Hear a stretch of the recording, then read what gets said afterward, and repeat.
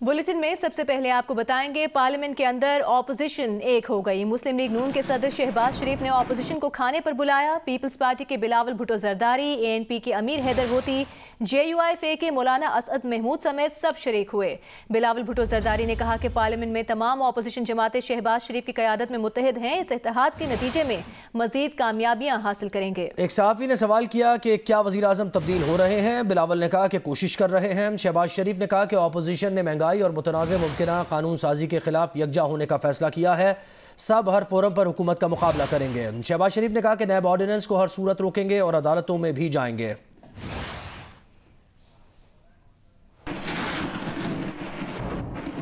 वफाकी वज़ीर इत्तलात फवाद चौधरी ने ऑपोजिशन पर तंज करते हुए कहा कि ऑपोजिशन पहले अपने पाँव पर खड़ा होना सीखे, हर वक्त साजिशें करके कामयाब नहीं हो सकते। फवाद चौधरी का कहना था कि ऑपोजिशन को अभी 1.5-2 साल और फिर मजीद 5 साल सब्र करना पड़ेगा। वज़ीर आज़म इमरान खान ने कहा है कि मुल्क में चोरी और करप्शन को गुनाह नहीं समझा गया। करप्शन से कौम की अखलाकियात तबाह हो जाती हैं। ऐसा माशरा डील करता है, NRO देता है।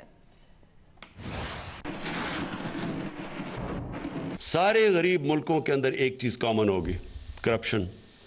और करप्शन इसलिए कॉमन होगी कि उनके जो मॉरल वैल्यूज गिर जाते हैं। सारे अमीर तरीन मुल्कों में चले जाएं, उनमें एक चीज कॉमन होगी कि उनके अंदर इखलाकी कुव्वत होगी इंसाफ देने के लिए। एक माशरा जिसके अंदर इखलाकियत नहीं होती वो इंसाफ भी नहीं कर सकता। वो फिर NRO देता है, फिर वो डील्स करता है चोरों से।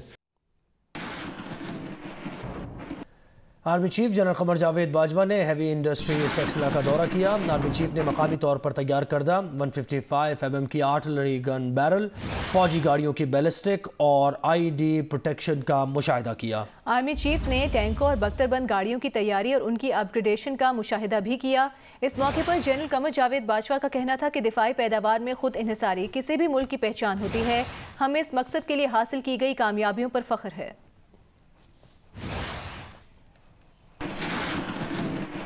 कायदे हिज़्ब इख्तिलाफ शहबाज शरीफ ने कहा है कि लोग हाथ उठा कर दुआ मांग रहे हैं कि हमें पुराना पाकिस्तान चाहिए।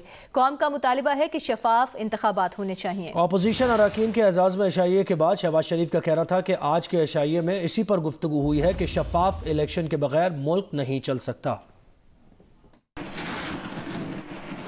लोग अब हाथ उठा के दुआ मांग रहे हैं कि हमें तो पुराना पाकिस्तान, इंतखाबात शफाफ चाहिए। ये कौम की डिमांड है, ये हमारा मुतालबा है। आज भी हमारी इसी के ऊपर गुफ्तगू हुई है कि ये मुल्क अब आगे नहीं चल सकता जब तक कि शफाफ इलेक्शन ना हो। इस हुकूमत ने, इस वज़ीर आज़म ने पाकिस्तान की मईशत का जनाजा निकाला। कौमी असम्बली इजलास में 2 बिल्स पर हुकूमत को शिकस्त हो गई। मुस्लिम लीग नून के जावेद हसनैन ने उम्मीदवार पर 7 साल तक इंतखाबी निशान तब्दील न करने का बिल पेश किया। हुकूमत ने मुखालफत की। गिनती में अपोजिशन को 117 और हुकूमत को 104 वोट मिले, जिस पर डिप्टी स्पीकर ने बिल पेश करने की इजाज़त दे दी। हुकूमत की तरफ से तहरीक इंसाफ की रुकन नस्मा कदीर ने खवातीन को सोशल मीडिया पर हिरासा करने पर सजा की तजवीज़ का बिल पेश करना चाहा तो अपोजिशन ने बिल की मुखालिफत कर दी। जब वोटिंग कराई गई तो हुकूमत की तादाद कम थी।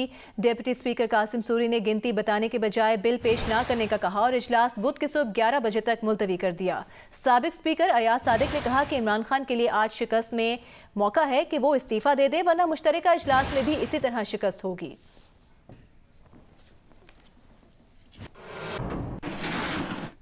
मुस्लिम लीग नून की तर्जुमान मरियम औरंगजेब ने कहा है कि एक और प्राइवेट मेंबर बिल पर हुकूमत को शिकस्त हुई है। अब इमरान खान का एक नहीं 2 इस्तीफे आने चाहिए। इमरान खान के 2 इस्तीफों से महंगाई में पिसे अवाम की जान छूट सकती है।